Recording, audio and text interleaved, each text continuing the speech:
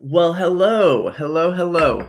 All of you know that I do a lot of watercolor on the Nature Journal show and tons of watercolor in my own Nature Journal in my own style. I talk about it frequently. But today I am going to be reviewing this awesome book by Rosalie Haizlett. It has different watercolor style than I do. I interviewed her previously on the show and I shared that link further back.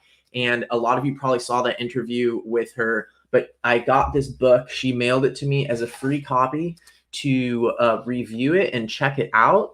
And there's also some stickers in here that someone already noticed. And there is a discount code that I will share with you as well that you can use, I believe, in her entire Etsy shop, where she has the book for sale as well as a bunch of other stuff. And I think that someone has already shared the link to her Etsy site. I think Laurie posted the link to her Etsy site. I don't see it yet, but it will be available here in the chat. And if not, I'll post it in the comments below. So here is that. I'll go ahead and give that to you right here at the beginning. This is the discount code, 40% off of any purchase if you use this code right here. And I will show it again later in the show. And here you can see the link to her Etsy shop. I mean, it's not a link, but you'd have to type that in. All right, well, we're going to dive into the review here, and I will get my paper ready. This is the book. I will make it so that you can see it under the document camera. And we will do one of these complete exercises. I haven't really gone through the book that much yet, but she has all of these step-by-step watercolor exercises. Some of them are watercolor and ink, and each one of these projects has all these steps to it and builds on different watercolor skills. So I will get everything ready. Hopefully you have your watercolor kit that you usually use at home. I have the John Muir Laws watercolor palette that I always use in the field and in the studio.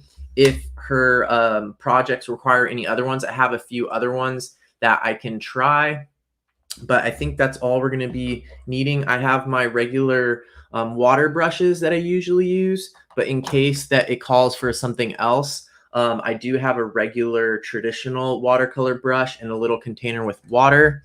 And I also have a couple ink options because some of her exercises do require using ink.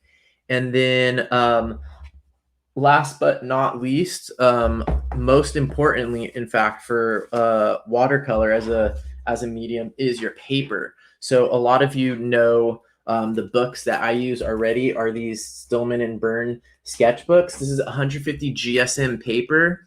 I can't remember how that is translated into pounds, but I think it's variable pounds. When your paper is measured in pounds, the weight of it, it's a little bit more confusing. So 150 GSM, the GSM measurement is regardless of the size of the sheet, whereas the pounds is relative to the size of the sheet.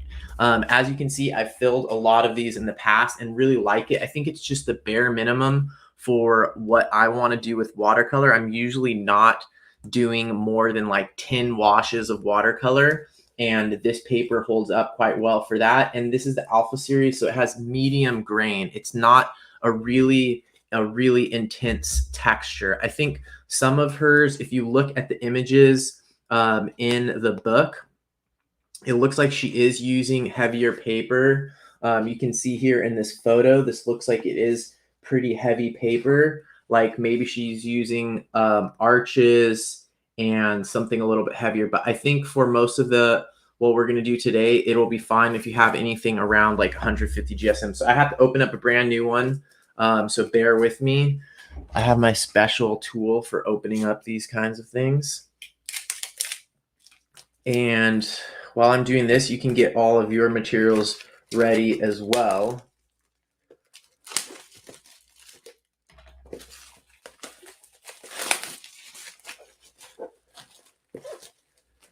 So when I open up a new sketchbook, sometimes what I like to do is a lot of them come with a little cheat sheet here that describes the sort of the basic aspects of the paper. So one thing that I do sometimes is I will actually cut this part out here that has all of that information, because you might not remember all of those. And if someone asks you like, oh, how heavy is your paper, and you don't remember, you can cut this out and stick it, like tape it in the back of your sketchbook. That way you can always access that information if you don't remember it. So I'm going to switch to my document camera now so you can see as we work along together here on this watercolor project from her book. And I'm just going to look over at the comments. I see that Laurie is here. Hi, Laurie. And Recovering Soul is here. And Alexandra is here. And good point, Alexandra. There are heavier Stillman and Byrne papers. I have tried all of those ones, I think. Okay. So let's see. Which of these exercises in the book should we do? Shannon is here too. Hi, Shannon. Shannon, oh, welcome to the show. Okay, yeah, see that paper right there? Look at how textured that paper looks. I'm definitely not going to be using a paper like that today, but I think for most of these techniques that we're going to be doing, it will be fine. So at the beginning, she does have a bunch of introductory stuff. I'll just kind of go through that quickly. There's some beautiful examples of her artwork,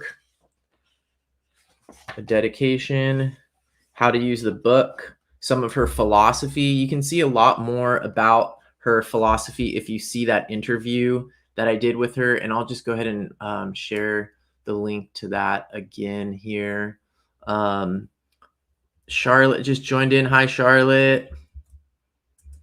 So that was a really good interview with her, and I think that link should be clickable if you want to go look. Otherwise, you could just search for her name on my channel, and you should be able to find it. Wow, that looks like it would be really fun to paint. Looks hard too. So she does recommend going through the project step by step, because they're building skills little by little. I see it seems like she does use traditional brushes most of the time. Oh, cool. Cindy has the book already. Hi, Jean. Hi, Cindy. Hi, Karen. Here are some of her sort of recommendations. She uses one of these ceramic palettes that I think I interviewed someone else that used one of these for their gouache mixing. I've never tried one actually. So here's an example where you have a different palette for holding your paints and then a separate palette for mixing. Not something that makes sense for the field, but that it makes sense for the studio sometimes. Rosalie uses these Winsor & Newton Cotman watercolors. They're a pretty basic set that you can get. This is the one I sometimes recommend for people who don't want to invest in the John Muir Laws watercolor palette, is the Winsor & Newton Cotman watercolors. Okay, here's some more of her examples. So yeah, she's using cold press, so it has a lot more texture than what I'm using, and she's using 255 GSM. I find that overkill usually, especially because I'm working in sketchbooks. I don't want to have that thick of paper, because it means I have fewer pages in my sketchbook, and I've almost never had the experience of my paper being not able to hold up, except for like really intense scrubbing type techniques. Otherwise, it usually holds up. She's recommending a Micron 05. I actually kind of hate microns now, but I think depending on the way you hold your pen when you draw, they can work better for some people. But basically, some type of fine liner pen or fountain pen. I will probably use, I love the Fude de Monin at this moment, and I also love these Fudeyaku brush pens. So I'll probably use those. And then she's recommending a graphite pencil, something for water, and a medium round and a small round. She's saying a number 3, or something between number 3 and 7, and something between 0 and 2. I think this is like a this might be like an 8 right here. So this is bigger than what she's recommending. Okay, make sure you don't accidentally use the same cup for your drinking beverage. So I have a huge, by the way, I should point out the huge pot of English breakfast tea here. So I'm ready to go. And this really cool cup that my friend sent me from Mauritius. Actually, she brought it back. It's from the Dodo Cafe in Mauritius. Mauritius is the island where the dodos used to live. Okay. Introduction. These are some things that most of the viewers of the show have probably seen before, so I don't think we're going to do these ones together. But this is cool that she goes into this. Oh, Ella's here. Hi, Ella. Cindy has coffee. Great. Okay, so we're going to jump in here a little bit. She's talking about warmth. Okay, we're not going to get into color theory here, but she does have a good amount of introductory information. So I think this book could work for someone who's a complete beginner. I'm going to assume that, you know, not that many people in this audience are complete beginners. So we're going to kind of just go through this sort of quickly. She has these top tips. Every once in a while, she'll throw in one of these tips. So that's a cool aspect of this book. All right. So I think we're ready.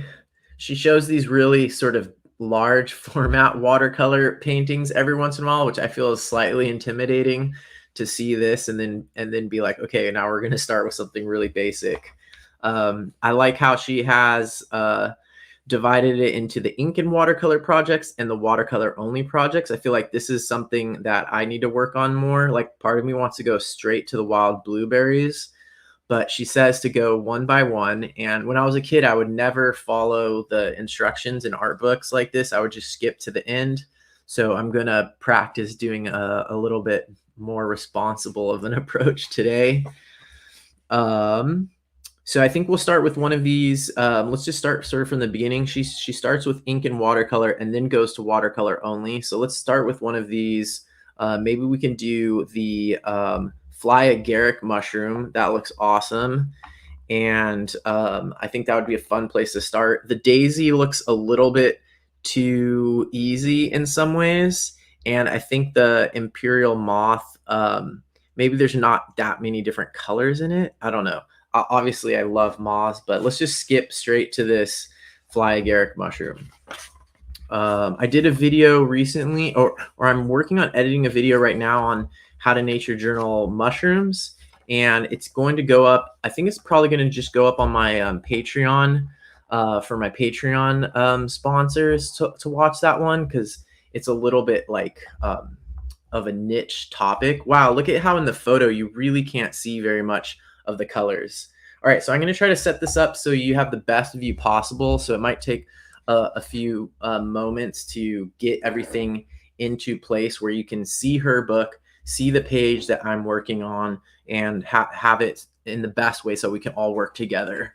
So let's see what she says here. She's recommending, first of all, oh wow, we're going to do some color mix. Well, yeah, I'm not sure if we're going to be mixing all these colors, but we're starting with a pretty basic palette of cadmium yellow, cadmium red light, burnt umber, and ultramarine blue. I don't have cadmium. I don't have all of these colors in my palette. So instead of cadmium yellow, I'm going to use Hansa yellow light. And instead of cadmium red light, I think I might use my quinacridone sienna or something like that. So let's see if I can move my table up a little bit higher.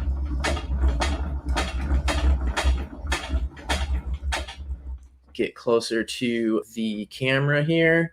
And she says, mushrooms are everywhere. Worldwide, there are about 50,000 species of mushrooms, including molds and yeast. This particular mushroom caught my eye on a hike due to its sunny color scheme. So this is in the Amanita genus. These are usually called Amanita muscaria in Eurasia, but some like genetic research has found that even though the North American ones look the exact same, they're potentially a totally different species. And the skill we're going to acquire is how to paint a smooth gradient to transition between two colors. Okay, great. All right, so we're going to start with pencil, it looks like, and I'm going to adjust this here. So there we go. That looks better. And maybe a little bit closer. And then I'll get my book here.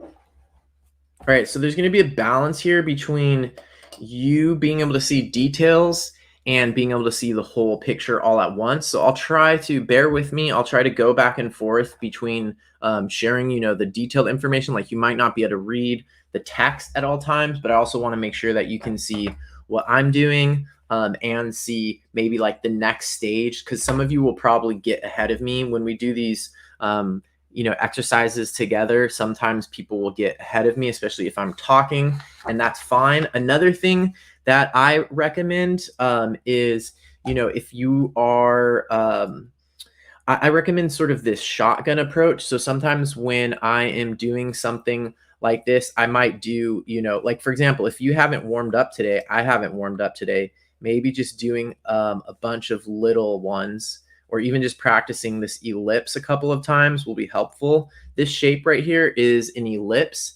It's basically a circle in perspective. So for example, this is something that is extremely challenging to draw. So for example, this is a circle, right? And as you start turning it this way, it becomes an ellipse. And there's a whole lot of variations of it. And what turns out is that the human brain is actually really bad at depicting and imagining these different variations of ellipses. So one artistic practice is to just practice drawing ellipses from real life. So looking at different shapes like this, I probably shouldn't tilt this too much because it has water in it, but looking at different shapes like this tilted to different degrees and practicing drawing those. So if at any moment you feel like you need to do some warm-ups and or do some little side drawings, go ahead and do that. I think that's a really great idea. I do that often. So I'll just read through what she's saying here. She says, first draw a horizontal oval to create the cap. She's calling it an oval. I'll continue calling it an ellipse. Then draw the outline of the mushroom stipe or stem by making a vertical rectangular shape that comes out from the underneath the center of the mushroom cap. In the reference photo, notice the partial veil that covers and flares out from the top portion of the stipe. This is called the annulus. I call this the skirt a lot of times. Some mushrooms have this on the stem, this little circular thing, and it is originally a covering called a veil that covers the gills underneath. This is called the annulus. That's the technical term. Go ahead and sketch the annulus on top of your stipe. All right, so I'm going to do mine, and I'm going to try to match like her exact size here and make it up near the top of mine.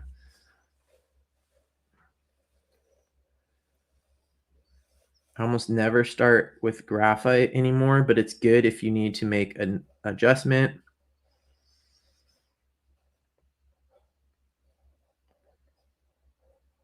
But not as good in the field, and not as good for visibility on the camera either.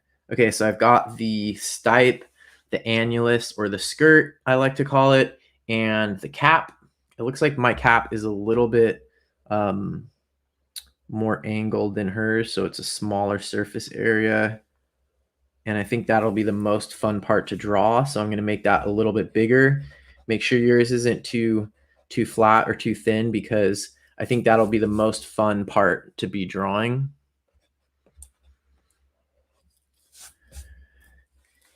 And one thing I'm noticing is I also made it too small on the right side. A lot of times your brain is noticing the edge of the paper here, and you tend to squish things on the side that's getting close to the edge. So be aware of that tendency and try to intercede when you notice that happening. Okay, so we're going to go to the next step, which is sketching the warts. Yay. That's what makes this kind of mushroom fun, I think. So their remnants of the universal veil or warts are larger in the center of the cap and get smaller toward the rim. So that's a really important thing to notice, and that gives it this realistic look. So she says, when some mushrooms emerge from the ground, they are encased in a thin membrane called a universal veil. As they grow, they push out of the veil, but some remnants of the white membrane remain on their caps. This phenomenon causes the wart-like flakes on the cap of this particular mushroom. Sketch a few details on the stem, like the vertical lines along the annulus and the small lines and circles that add a warty texture to the stipe. So what I'm noticing about her book so far is she mixes in some information about sort of natural history information into the drawing exercise. So that's cool. And what she's talking about is this whole group of mushrooms, the amanitas, they actually start off in an egg. So you can find them in this egg-like thing. And before they come out, if you cut that in half, you would see this sort of like mushroom cross-section shape. And it actually starts off inside of there and then comes out through the top. And then remnants of this eggshells are what stay stuck on the top there. And underground, this will have a little bit of a remnant of that egg where it came out. And if you dig under the dirt a little bit, you can see that. This is all very faint, I know, because it's graphite, but we'll get to the ink pretty soon here. As you can see, I'm a proponent of writing in books. As long as they're not library books. Okay, so let's do these and try to really pay attention about the spacing and that size thing that she's talking about. This is where you can lose a lot of realism, I would say.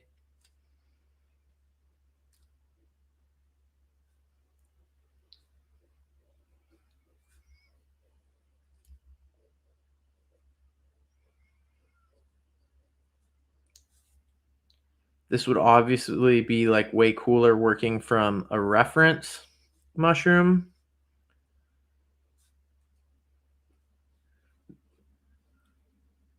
In some ways it would be easier, in some ways it might be harder.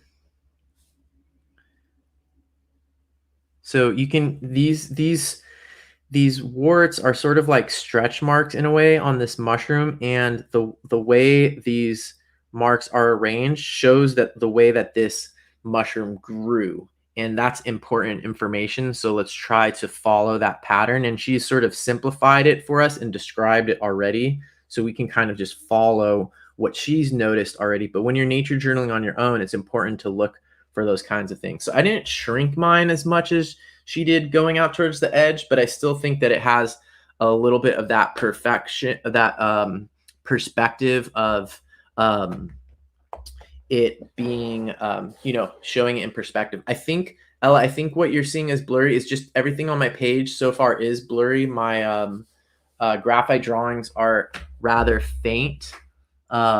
Hopefully soon we'll, and this is rather faint in the book as well. Let me see if I can adjust the exposure on the camera, and maybe that will help.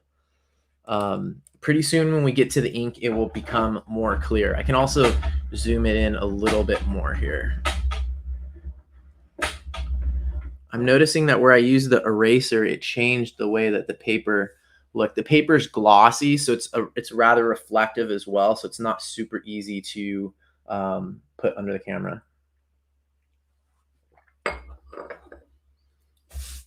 All right, I'm going to skip straight ahead to adding the details with the ink. So she did more of these details in pencil before going to ink, but I'm just going to go ahead and start doing them straight with ink. So that's up to you. Oh, thanks Recovering Soul for that tip. Maybe, Ella, maybe that will affect your results as well. What Recovering Soul just said is you're set on your settings on your YouTube viewer. You might be able to change the number of pixels you're seeing up to at least, I think my camera is 1080, so it should be there could be a higher pixel, higher resolution view that you can get. All right, so I'm going to use my fountain pen for this, and I do have the waterproof ink in here, so it's not the water soluble ink, so I don't have to worry about the watercolor being a problem. But whatever ink you're going to use, make sure you're using an ink that is waterproof. Okay, so I kind of wish I had done the pencil a little bit more lightly. Sometimes you can erase a little bit before you go to ink. You can see she's doing lost and found line, so her line doesn't go completely all the way around. I'm going to move the book again so that you can see the step that we're on. So we are currently on this step right here. Oh yay, Yve is here. So you should be able to, Ella, if you should be able to get it up to 720 at least, hopefully. Okay. So you can see here on this upper line, it's not a complete line all the way through. It's actually, there's little bits where the line is broken. Some people call that lost and found line, and it adds just a little bit more interest to the line than a solid outline around everything.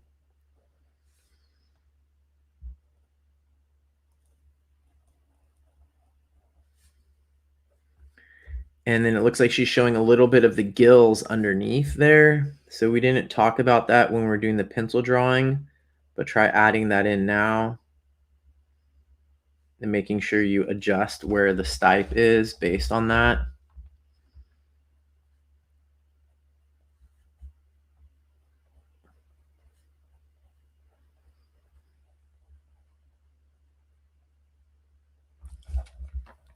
So here's that, what I'm talking about underneath there. And then here you can see the lost and found line on the top.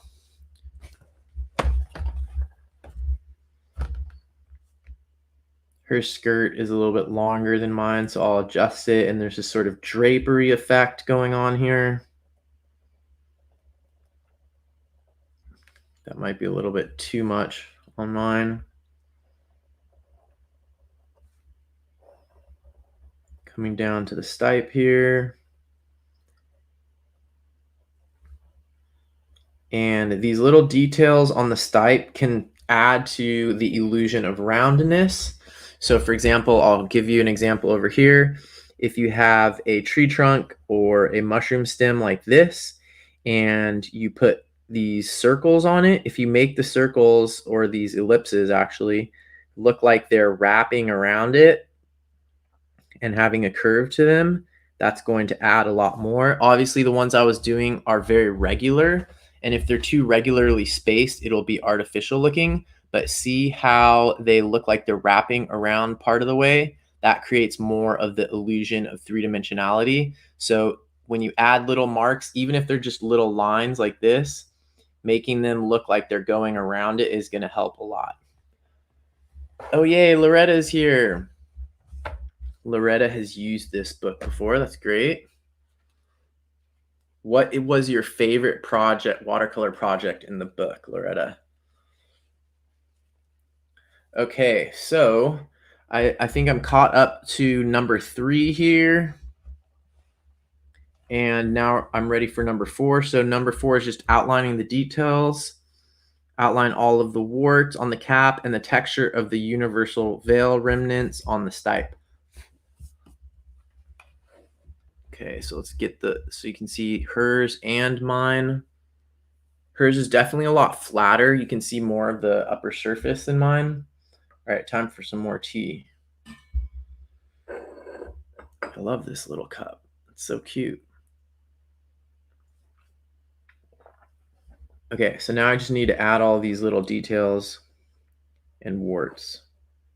I used to do this technique a lot where I'd start with pencil and then outline all the pencil with ink. Now I find it kind of annoying, like that I have to go redo. It's sort of like I'm redoing something. Something about it that just feels kind of like extra work. And it also feels like it's harder for me to have very expressive ink lines when I am just going over something that I already did in pencil. And then I have to erase the pencil. It's sort of a lot of steps. You can see why in the field you might want to just go straight to ink or straight to watercolor perhaps. But all of this, even if this is not the way you're going to do in the field, doing this type of stuff is always good practice, and trying different artistic techniques and actually following directions and being disciplined about it is really good for for learning and for practice, I think it's really important.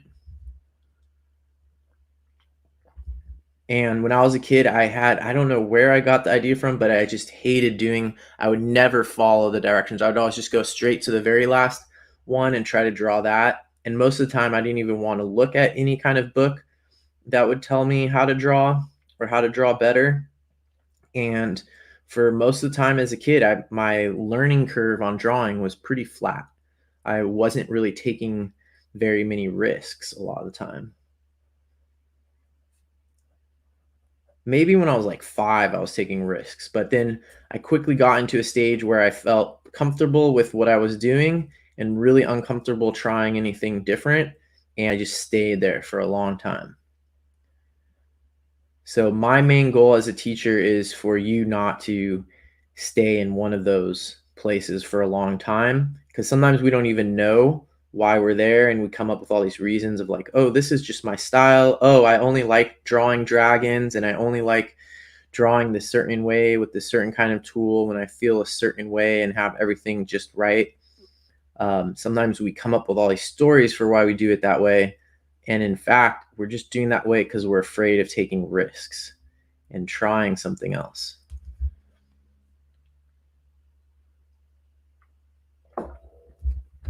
Ooh, this is great. I'm going to both of these are really great approaches from Cindy.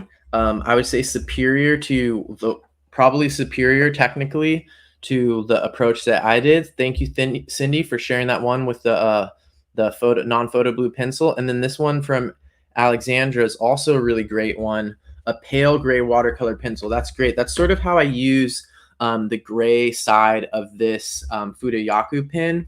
Let me see if I have any examples. A lot of my watercolor landscapes start with that you've probably seen. And then when I do the watercolor on top, you don't even really see the pen underneath. That's with the gray. So what Alexandra's recommending is similar to that. Really great idea. Thank you, Cindy and Alexandra, for those tips. It's always awesome when there's so much know-how in the audience. It makes my job a lot easier. I mean, it makes it harder. It makes it harder for me. I just have to be good at like noticing like and drawing in all of the useful knowledge. Because I think a lot of people, when they're in a teaching role, they're like, oh gosh, I have to be the one that knows everything. But a good teacher knows how to bring in all of the knowledge from the audience. So I'm going to go back and do a little bit of erasing. I know both of those techniques just mentioned wouldn't require very much erasing, but since I started with the graphite, I've got to deal with it now. All right, but I'm feeling pretty good about that. Sort of reminds me of a pancake I made recently. Sort of pancake thing going on here. So here's just a close-up of that, and we're ready to go on to the next step. Gosh, I got her book covered in eraser. Ooh, this is looking cool now. All right, we're getting into the watercolor part. Let's see. So here she's talking about line weight. So this is sort of similar to the lost and found line she was talking about here. This gives some more variation. So she says, using your pen, revisit the underside of the cap to add an extra layer of ink. That's in here along the gills. Then add more ink to the underside of the annulus and the bottom of the mushroom stipe. To make the warts look like they're popping up above the cap instead of smooth, add a thin extra layer of ink to the bottom line of each little wart. Notice how the simple step adds so much dimensions. Erase all pencil marks before painting. So this, I think, is where it's starting to become more characteristically Rosalie's style. Something about the way she's emphasizing these lines and getting this line variation, like already before the color, this is starting to look recognizably of what I would identify as her art. So that's cool to kind of learn about her process that way. So that's one thing about, if you're ever curious about how another artist works, to do a step-by-step like this or try to deconstruct or reverse engineer their process is always really, really instructional. So that's cool to be able to see that. And so let's go ahead and try to vary the line weight there. And especially in these places where she's not really putting in shadows with the black ink, but she's just getting some of this line variation and building it up a little bit. I had pancakes for breakfast this morning, everybody, so that's why they were on my mind. Usually I have more sacrificial pancakes in my sketchbook than on my stove, but lately I've actually been cooking pancakes a little bit, so I've got both types of sacrificial pancakes. All right, so we're going here. Some of you might already be at the color stage, but bear with me as I catch up. I'm going to try to do justice to this technique that she's proposing instead of just turning this into like my style right now. That's part of the idea when you're following directions like this, is you're trying something different. You're not just converting that into your own style. That can be fun too, and that's usually easier for us to do. And a lot of us have, strong opinions about the ways of doing things, but I'm going to try to do my best to just actually do this the way that she is leading us to do it. And she has a bunch of Skillshare classes too. Maybe someone can post in the comments if they've tried any of those. And she has several pretty successful classes on Skillshare that she talked about in that interview that I did with her last year. And I'd be curious to know how those are.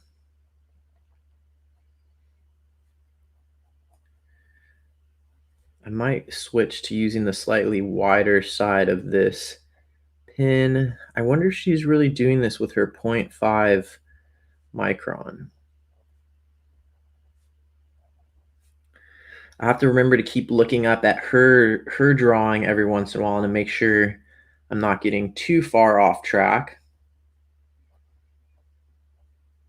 Oh, I should put up that discount code again for people who are just showing up. She did share a discount code for anything on her site, on her Etsy site. I think that's where most of her stuff is available. So I'll just put that up here. It's 40% off of any purchase. That's a really good discount.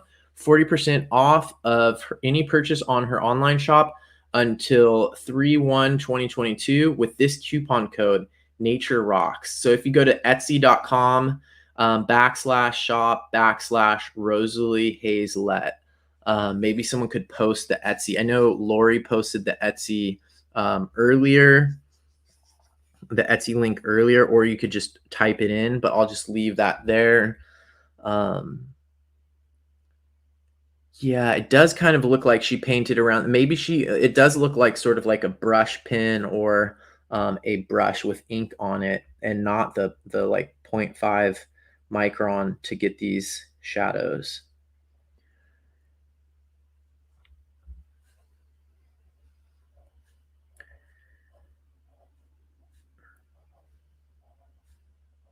This is making me want to go out and draw some mushrooms in the field.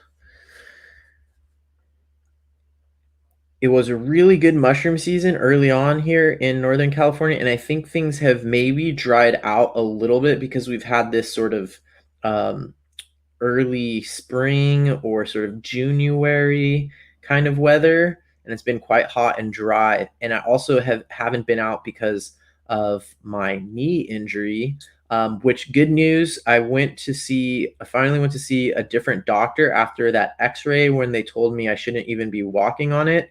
And this doctor said he thinks it will heal on its own and I should just be walking and doing physical therapy. So that is really good news because I have a lot of adventures planned for this year, and the idea that maybe I would need to get like surgery or something for my fractured patella, that was like, I was basically for 5 days not knowing what was my fate. This morning I went and swam for a little bit, and it hurt, but was able to get some exercise in, so that was good. All right, I don't know about, I feel like with this, it's sort of dangerous. You can kind of just end up going and outlining everything darker. But the key word here is varying the line weight, and that is actually the name of this segment, vary the line weight. So it's not varied if you just kind of make everything thicker. I want to put like a ground here because it just feels like some kind of UFO floating in the air unless there's something on the ground. Whoops, maybe that got a little bit too rambunctious with the smearing there. So, Ivea, I think what I'm going to do on Tuesday is I want to go nature journal at the Academy of Sciences for my birthday. It's Chinese New Year too, so I don't know if that's going to change like what's happening at the Academy of Sciences or anything in San Francisco. Okay, so it's time to add color. I need to make sure that my ink dries really well because, like I said, I do put the waterproof carbon platinum ink in here. So technically it is waterproof. But if I don't let it dry enough, then I will, when I put my watercolor down, it will start to smear. So let's start getting ready for color. She's starting with cadmium yellow. This basically looks like a primary yellow to me. So let's definitely find the closest to a primary yellow that you have in your palette. I'm going to use this Hansa Yellow Light.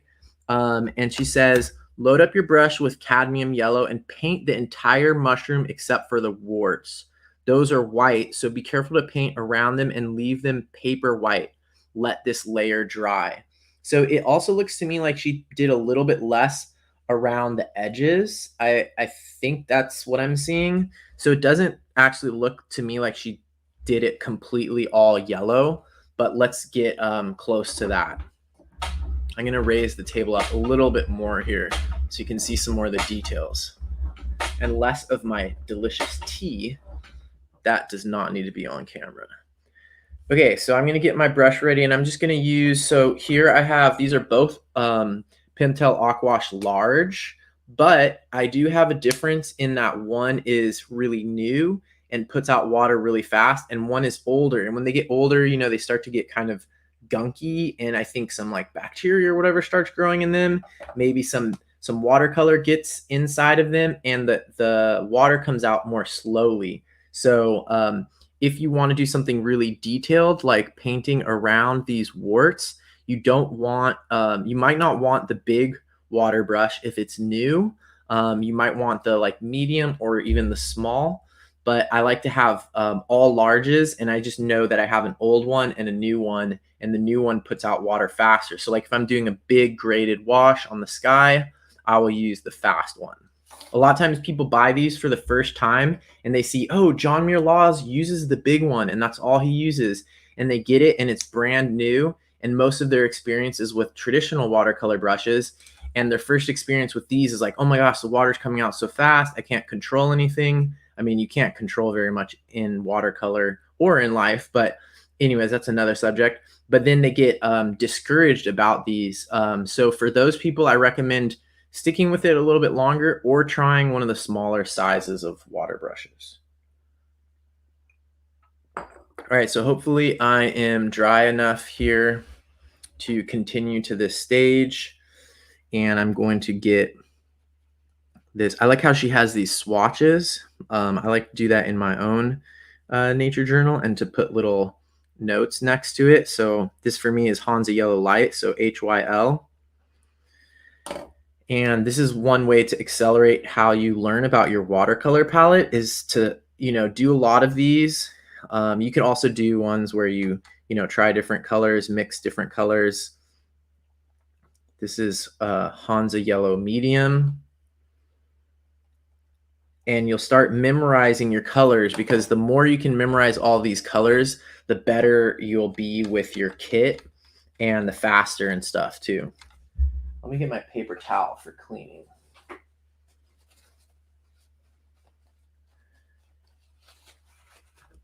So I'm really excited. Next Sunday, I'm going to be interviewing Alex Boone. He's a nature journaler in the UK. He has a Patreon. He's been nature journaling every single day this year as part of this project that he's doing. And he does really cool pages.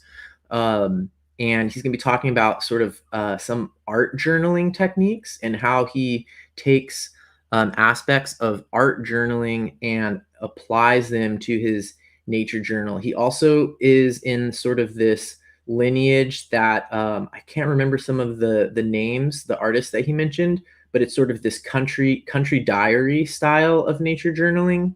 And he does a lot of writing in his nature journal, describing some of the things he's seen on walks and in the garden and stuff like that. And I think it's a really cool project that he's working on. And he started this thing called, I think it's called the Nature Journal Circle. Anyways, a bunch of cool stuff. If you know anyone that nature journals in the UK, or if you've ever been curious about any of the sort of approaches to nature journaling that are coming from there, this interview next Sunday will be a great place for you to learn more. And he, like I said, he does have a Patreon, and I have a Patreon, and I've also been trying to interview as many other nature journalers that are doing things on Patreon, or like he's trying to be a full-time professional nature journaler. And I really like interviewing people like that on the Nature Journal show and just bringing them to a wider audience and making sure that people know about all of these cool people out there, like Bethan doing the Journaling with Nature podcast. There's so many great people. Amaya's out there nature journaling as a teen, and she started a whole bunch of projects in a Patreon. So I like sharing all of that stuff and just spreading the knowledge about what's going on in different parts of the nature journaling universe.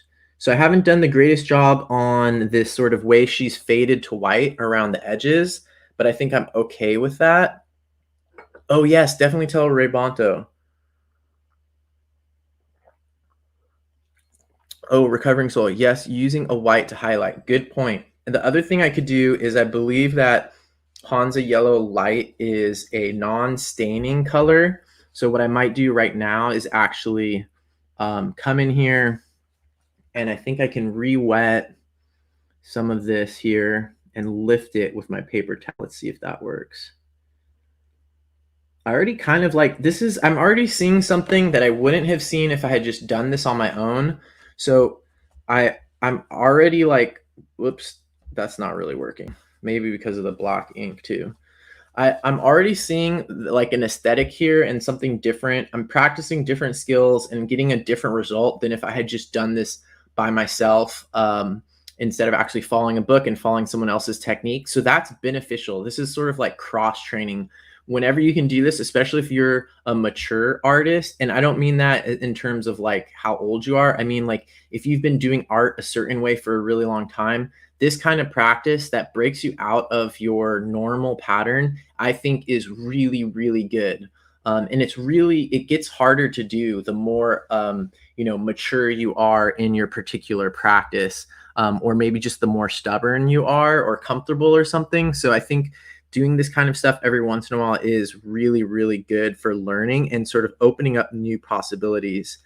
And a lot of people have this mistaken idea that art is like is all about creating like decorative ornaments.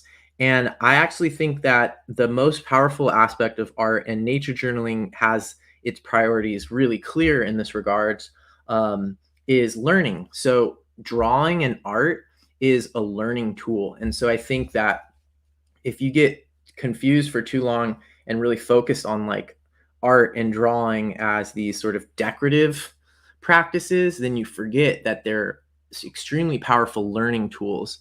And once you stop learning or using them for learning, you just really kind of ossify in a way that I'm not particularly interested in. So trying like a new practice like this from a book like this is a really good way to interrupt that and crack open that mold that you're stuck in and try new things and like expand and learn. And that's where a lot of really great stuff comes in, and unexpected stuff. All right, so we're ready to go on to step number 7, adding orange. So I'm going to slide this down here. To make a light orange-red color, simply add extra water to cadmium red light to lighten it up. Then, starting in the middle and continuing to work around the warts, create a bright orange area in the center of the cap. To create a smooth gradient between the yellow and red, add more water to your brush as you get closer to the edge of the cap to fade the red into the yellow. Next, add some subtle hints of the same hue to the annulus and the stipe. Oh, there's a close-up here. So that's handy. I like how she did that. So what we're going to do is I recently refilled my palette, but you're going to want to make your mixing area sort of have a lot of space so that you can dilute this color. I think it's going to be really important to get this graded wash to make sure you're able to add plenty of water as you start moving outwards. So what I'm going to do is I'm going to just drip some water into my mixing area and actually clean up some of this mess here. This is like a highly controversial thing. Some watercolorists have these just absolutely filthy watercolor palettes. Some have these absolutely like pristine ones that they clean every time. Some people say never clean your watercolor palette. It's a sin. I don't know if either of those are really true, but in this case, I want to be able to get a very diluted wash if I'm gonna achieve this sort of gradient here. So I'm guessing that this color is going to be my closest match. And I think that sure looks pretty close to me. So I'm going to make a mark of that here on my page and write down that that is quinacridone sienna. Great color, great color. QS. It's already rather diluted, so I think I'll start with that. Remember, you can always add more with watercolor and make things darker, but you can't make things lighter unless you're using gouache or something else like that. So I'm just going to mix this up. And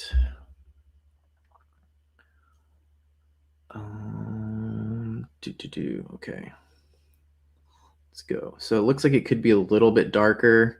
If I want to do this in one pass, then I'll get it darker right now. If I don't want to get in one pass, I would just keep going with what I'm doing and darken it later. It looks like since I've already got some water on the page, I'm not going to be able to get that much darker in this single pass. So I'll just be patient. And if I have to, I'll come back again. It looks like she's doing sort of like a sort of dabbing technique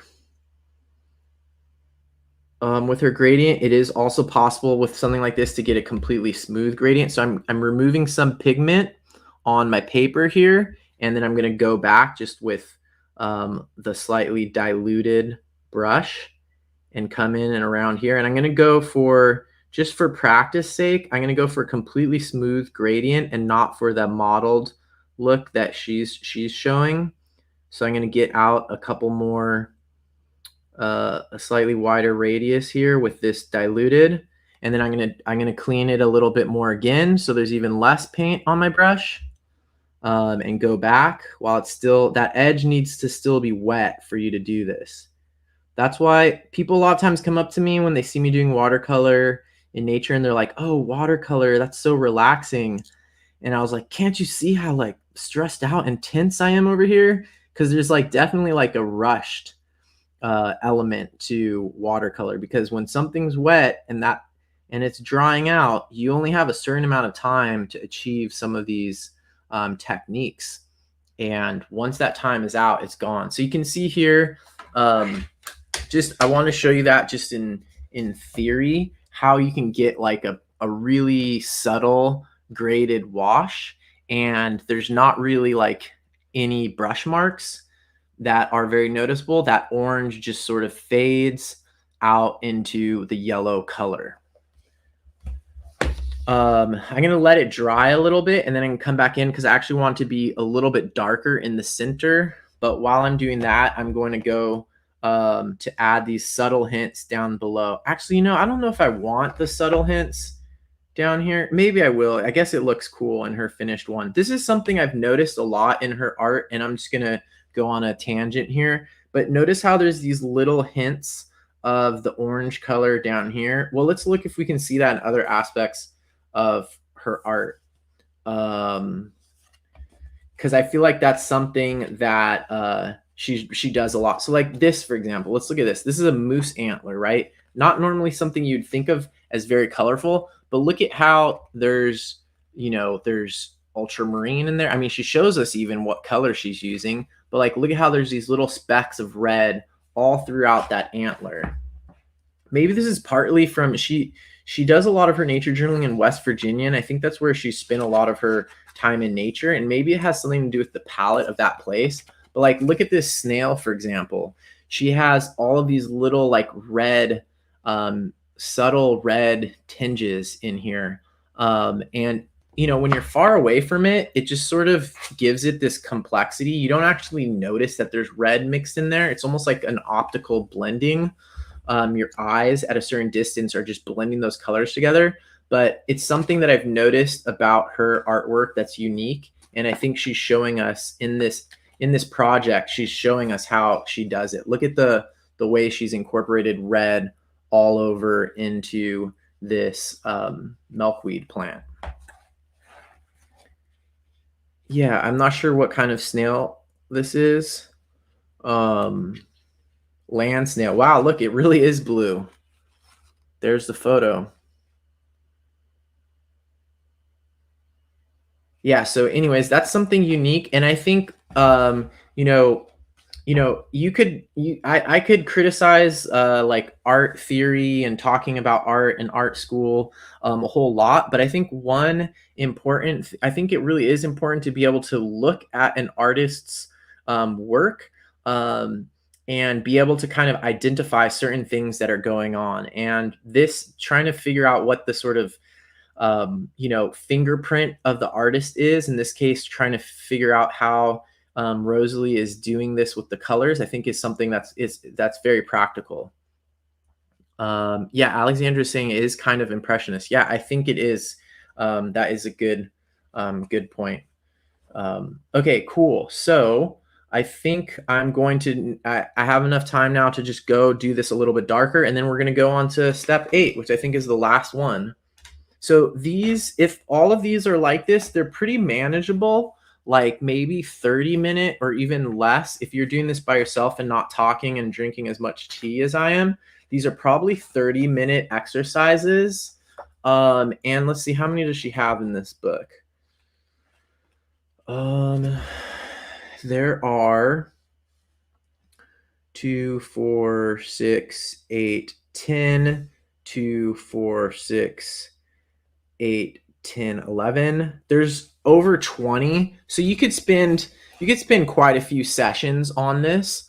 So I think 30-minute exercise is pretty practical. So like if you were a complete beginner to watercolor and you said that you're going to do like 2 of these a week, it wouldn't take you that many weeks. It would take you 10 weeks.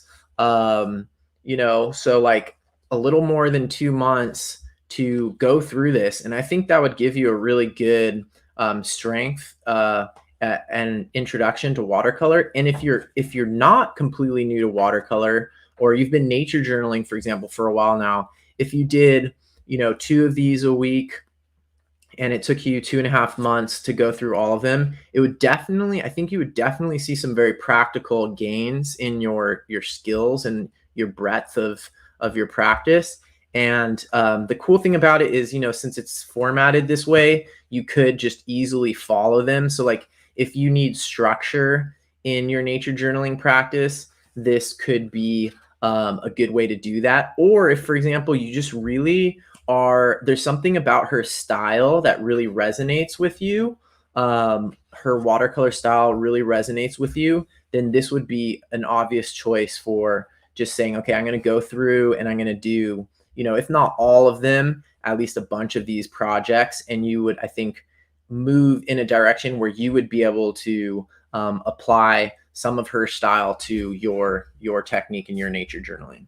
All right, so I'm ready to go back with this orange here. Now that this is completely dry, one common watercolor mistake is to try doing this too soon.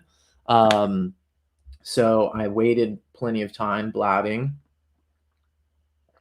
My tea even got cold, which never happens when I'm not doing a show, because I'm drinking it too fast. And now I'm just too busy painting and talking. Okay, so I'm going to get this wetted again. I'm going to make sure I make it more more concentrated or even evenly concentrated. Technically, this is a glaze, not like the donut. It's called a glaze when you're building up your watercolor in transparent layers, as opposed to just doing it in one solid wash where it's just really dark from the get-go. And I'm going to go for the graded wash again. I don't want to see any brush marks because I just want to flex that muscle, that skill. Sometimes it is good to practice making brush marks. It has a different effect. Ideally, you would be able to do both ways. If you don't choose it, it's not a style. If you intentionally do something, then you can call that your style. But if you're just doing something because you can't do it any other way, then that's not a style. So like, for example, Picasso has, I think a lot of people actually don't even realize this, but Picasso has, very realistic portraits, and could do things perfectly realistically. And he chose to move in a more abstract direction, and do cubist stuff as a choice, not because that was just the only thing he could draw. So if I just, started drawing cubist stuff from the very beginning and said that was my style just because I couldn't do realistic drawings, that's sort of different. Okay, so I think we can do, I think we can go on to step number 8. Notice how she's using blue in her shadows. So I might not use the exact same blue as hers, but a lot of times our tendency is just to go to like a black, or a gray, and use that as our shadow. But look at the quality that you get by using blue. And I think this is something where I think she uses color in a relatively nuanced way. And I think, if you look at all of her shadows, they're pretty much always going to have some type of blue or something more interesting going on. She's not just using neutral colors for her shadows. So when you look at this up close, I'm going to hold it nice and close here. You can see the effect of using blue for a shadow, and it's much more interesting than, if that were just diluted neutral tint, which would be the closest thing to black that I have in my watercolor palette. So I'm going to go ahead and mix one like hers. Let's see what she says here. Mix up a shadow color using burnt umber and ultramarine blue. That's a pretty classic technique. I think that's also, in oil painting a lot of times, their shadow color is basically a mixture between ultramarine blue and burnt umber. So this isn't necessarily something that she just made up. It would be interesting to learn what her, lineage is and who she studied under or things like that. Anyways, she says, water it down to a light gray by adding lots of water to your mixture. Then add that shade to the left-hand side of the mushroom's annulus and stipe. Notice how the shadow curves and wraps around the annulus to make it look rounded. For the last step, take your smallest brush and add the same color combination to some of the warts in the form of tiny dots to enhance the texture. And she's putting those dots on the middle of the wart because these warts are not actually higher in the middle. They're sort of like cup shaped like that, like the little pieces of pancake batter that dribble out and just create those little teeny like mini pancakes.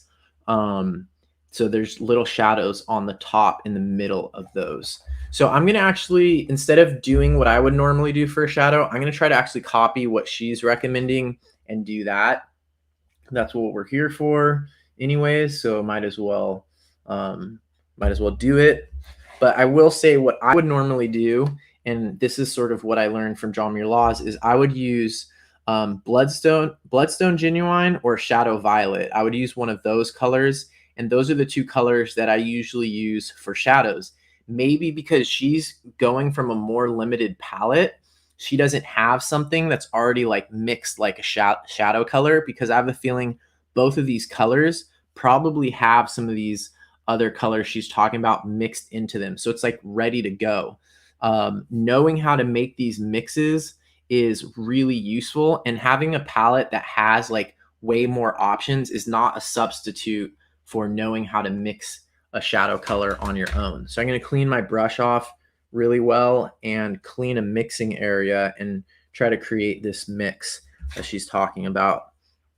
So, and I think I have both of these. I have ultramarine blue is right here. And you can see that by itself, that might be a little bit too saturated to just start putting in here. That would just be, yeah, that would be a little bit crazy. So that's ultramarine blue. And burnt umber. I almost never use burnt umber by itself. I have to check on my thing to even see which one it is. It's next to Italian burnt sienna, bloodstone, raw umber, burnt umber.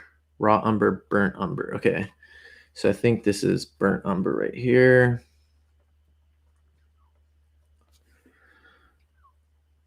Ooh, gosh, it's just like that Crayola brown color. No wonder I don't use it very much. Burnt umber. Okay, so now I'm gonna take that. I'll just mix in my blue mixing area, which is probably a no-no, but I'll just clean this mixing area out afterwards. So it looks like maybe I had too much of the burnt umber and not enough of the ultramarine blue. But I'm still gonna put it over here. This is gonna ruin the aesthetic of the mushroom as an illustration, but it's going to focus on the learning part. So I'm going to show how these combine to make that. And then I'm going to write plus more UMB. And I'm going to add a little bit more, clean my brush before I stick it into my blue. Okay, now I'm going to add more. There we go. So it's not an even mixture. I wouldn't say this is an even. What she's doing here is way more ultramarine blue than burnt umber. I should have known by looking at this. But hey, now I know. So my mixture is still more burnt umber than hers is, but I might go with it. See how that color looks. So that's still burnt umber mixed with ultramarine blue, but a little bit more ultramarine blue. That's pretty close to hers. I'm going to add a teeny little bit more ultramarine blue to it. And I'm going to make a note of it because I'm going to try to be plus more, even more UMB equals. This is the kind of math I like, adding one color to another color. Simple addition. So this is how my math problem looks right now. Ultramarine blue plus burnt umber equals that, plus more ultramarine blue equals that, plus even more ultramarine blue equals that. Great. Okay, so I think that color is ready. I just need to make sure that I dilute it enough. She mentions that, like dilute it with a lot of water. Look how dark that is right now. That's why I like having these test papers. If you don't want to test it on your actual journal page, but the texture of that paper is like a little weird. Ideally, I would have my exact same journal paper in here, but I don't. Okay, that looks a lot like hers. Hers is a little bit more saturated for some reason, but whatever. Okay, so I'm going to come in here and I'm going to start doing, I'm going to put some shadows here on these. Whoops. I think I got like a little tea leaf stuck in my throat. And then this big cast shadow here.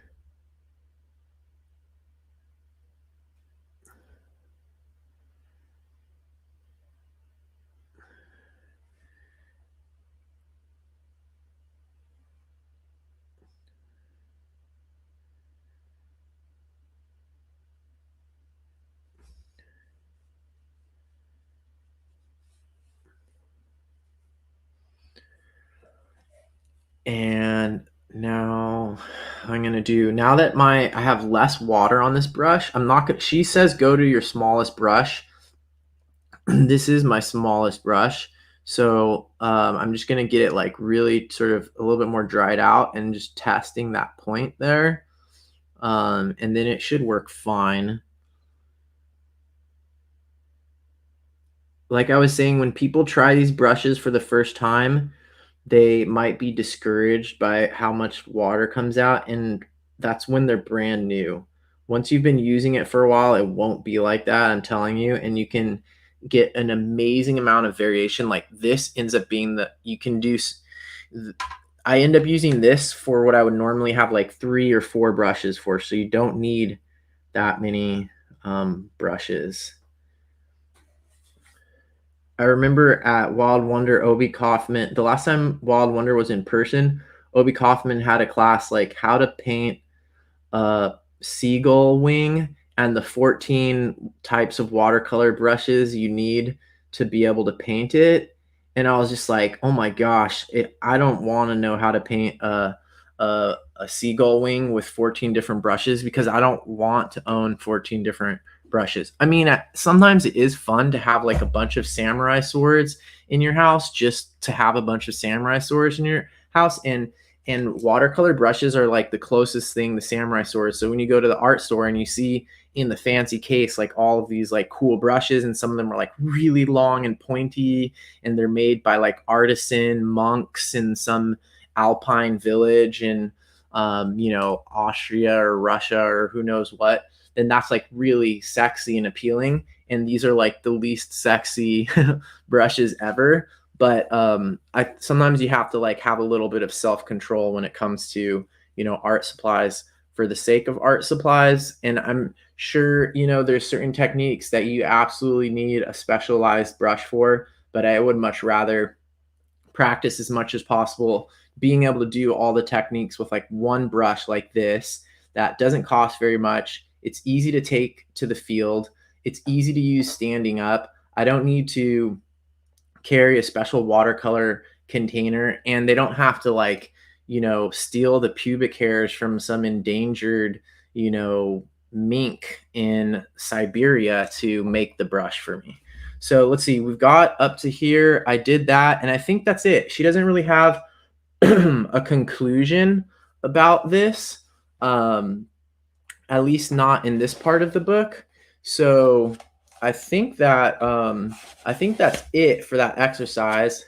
I definitely put a big crease in the book from folding it back that way. But let's just kind of look a little bit more through the book before we move on.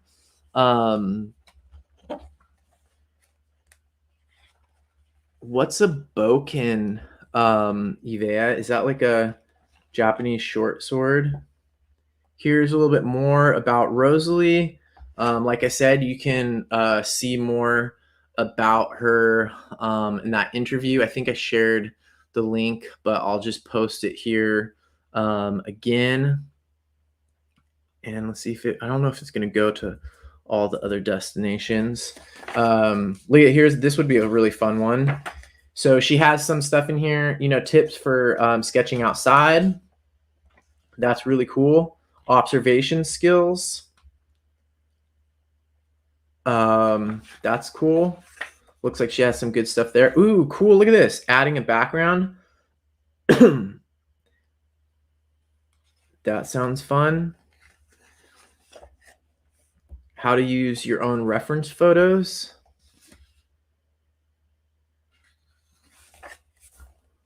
This is classic. This to me, this kind of stuff absolutely makes me think of her art. This is very characteristic.